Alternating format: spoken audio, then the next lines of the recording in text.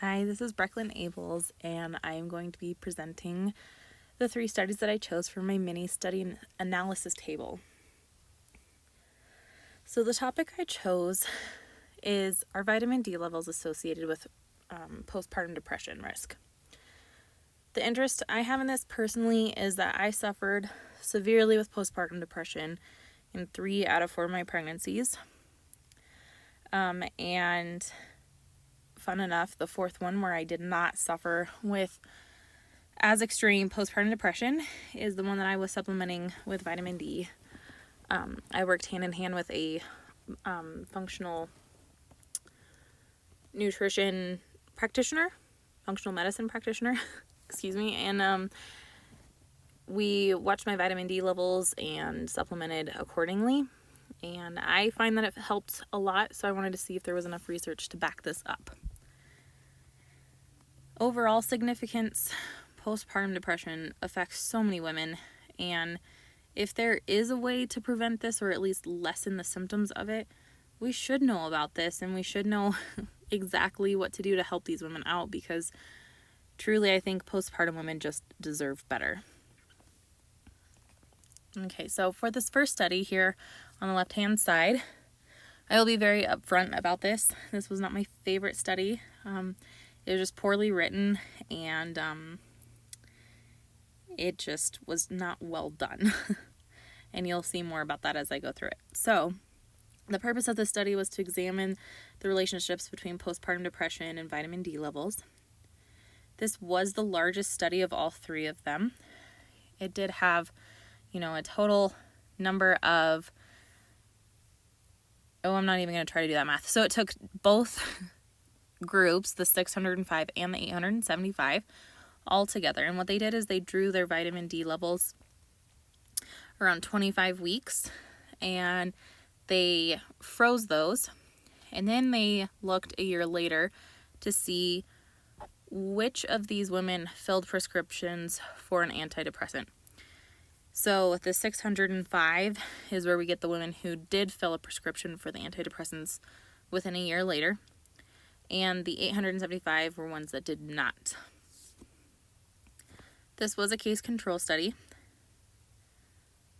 So the data collection for this, like I said, they drew vitamin D levels at around 25 weeks. And then again, they looked to see who did fill the prescriptions and who did not. After they did that, they kind of looked at what the vitamin D levels were at that 25th week of pregnancy. So they ran the serums then. And what they concluded was that there really was no association between prenatal vitamin D levels and the risk for postpartum depression. But they did find that women who had extremely high levels of extremely high levels of vitamin D did have an increased risk of postpartum depression, which was kind of surprising to me. And it's not something that I've seen in any other study as I've been looking through this topic. So weaknesses, it was just disproportionate group sizes. And they hinted at a genetic variation that played a role, but they didn't go into detail, didn't really talk about it or how to screen for it. Some of the strengths, it was a large sample size, and it did screen for socioeconomic factors. But the other comment that I have is just that it really wasn't like any of the other studies that I've come across. So it's kind of like this outlier, and I'm not really sure what to do with it yet, but we'll see. Okay, so for my second study, again, the purpose was to test the relationship between vitamin D levels and postpartum depression in reproductive aged women. So sample size was 120 women, 60 with depression, 60 without depression. This was a very small group of Iranian women. It was conducted in winter and spring, and they were postpartum women. It did a very good job of excluding people who had a child in the NICU, had mental disorders, had newborns with congenital anomalies, a repeated cesarean, gestational diabetes, preeclampsia, thyroid disorders. So it did do a good job of screening for things that would automatically place a woman for higher risk of postpartum depression.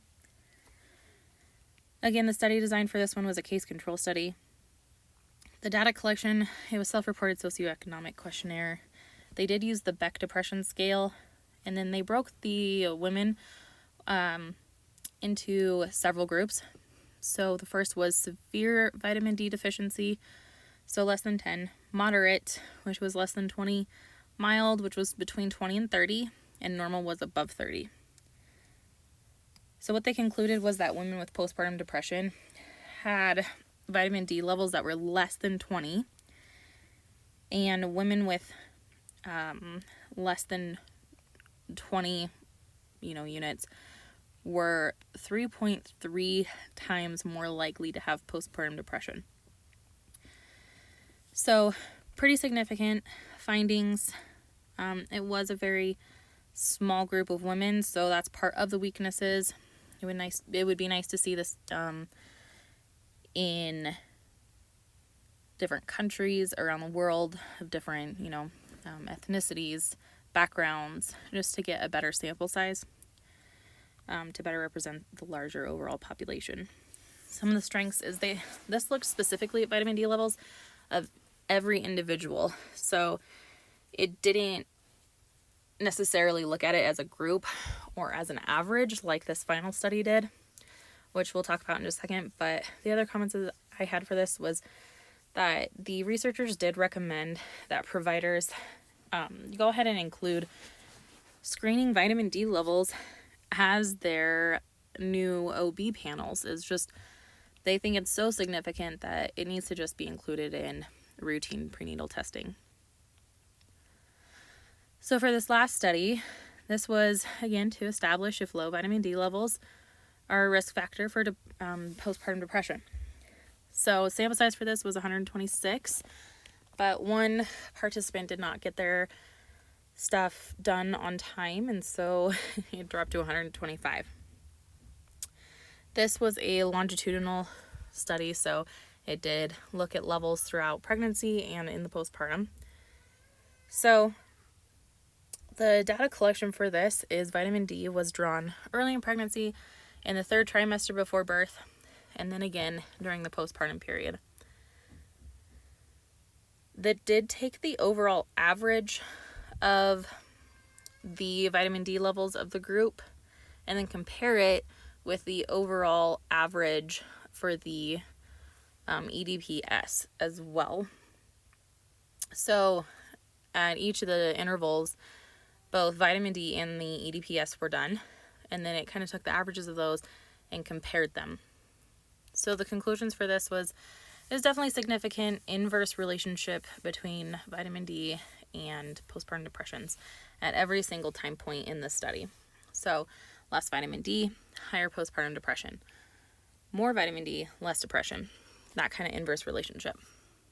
The weaknesses for this was it really didn't screen for factors such as prenatal conditions like gestational diabetes, preeclampsia, and it didn't screen for adverse outcomes from the birth as well. So postpartum hemorrhage is a big one that plays a huge risk in postpartum depression.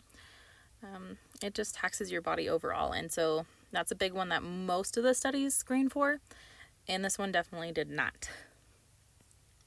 Some of the strengths is that it did measure levels during pregnancy, before birth, and postpartum, which really kind of gives an accurate depiction of levels throughout the entire pregnancy and postpartum, not just at a certain time point. Other comments, I just felt like the study didn't do a really good job for controlling factors for self-reporting. Like I said earlier, one gal didn't get her stuff turned in, and so she was excluded from the study, but I think they could have done a better job of making sure that everybody turned their stuff in at the exact same point, they were tested at the exact same point, and it really didn't do that. But this is my little study analysis table. Thank you for taking the time to watch.